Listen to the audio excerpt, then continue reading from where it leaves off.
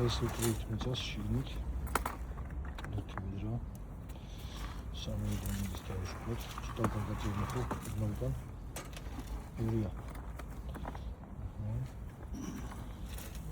მოტრიალ ცოტა წინ ჩემსკიზე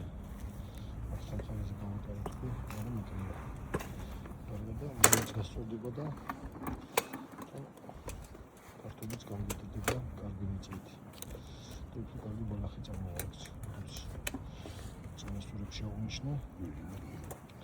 მოკლედ სკალიფიკაცია და მოაყარეთ შეშვა ასე უბრალოდ თანაბრად აღნიშნოს და სწორდება მორია